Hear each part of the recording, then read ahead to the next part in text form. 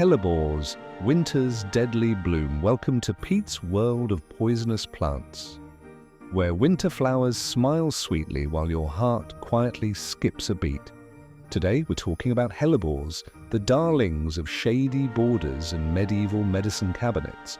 Before we go any further, do not touch, taste, brew, sniff, or herbally experiment with hellebores. They're poisonous. This video is for education and entertainment only. Wash your hands after gardening, keep pets and children away, and never self-medicate. Let's start with the poster child, the Christmas rose, Helleborus niger.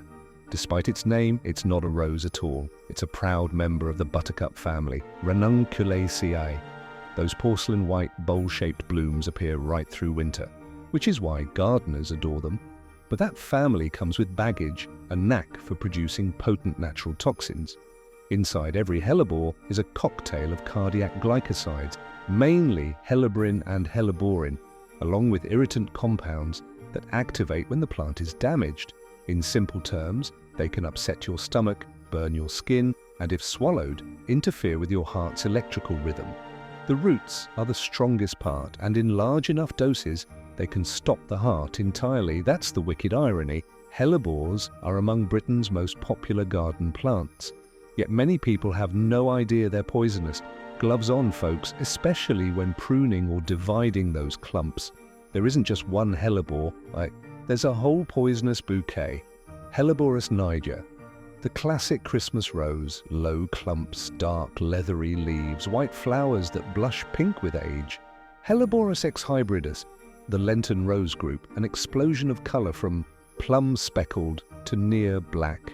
Single or double blooms that brighten the dullest February day. Helleborus foetidus, the stinking hellebore, tall, architectural, with lime green bells rimmed in purple.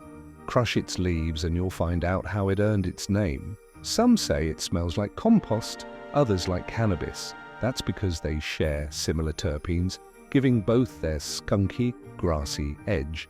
Then there's Helleborus argutifolius, the Corsican hellebore, with grey-green leathery leaves and clusters of apple-green flowers, every bit as toxic as its cousins.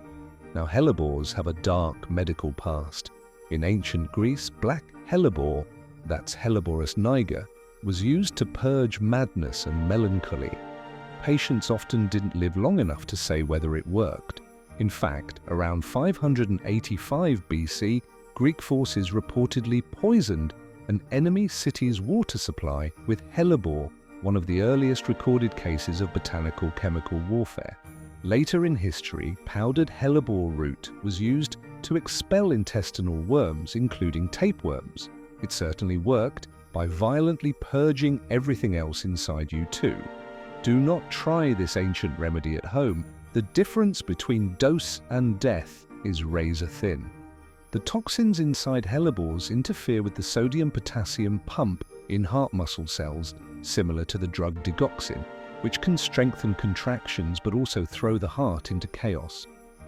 Add the caustic protoanemonin that forms when the plant's damaged, and you've got a recipe for skin burns, vomiting, and a slow, irregular heartbeat. Pets that chew it may drool, vomit, collapse, or worse, so keep it out of reach. If someone ingests hellebore, emergency treatment is purely supportive. Fluids, heart monitoring, and sometimes drugs to stabilize rhythm. There's no specific antidote. And then there's the stinking hellebore's curious talent. Its small flowers can actually warm themselves a few degrees above the air temperature thanks to yeasts in their nectar. That helps release scent molecules and attracts early pollinators in the cold of winter.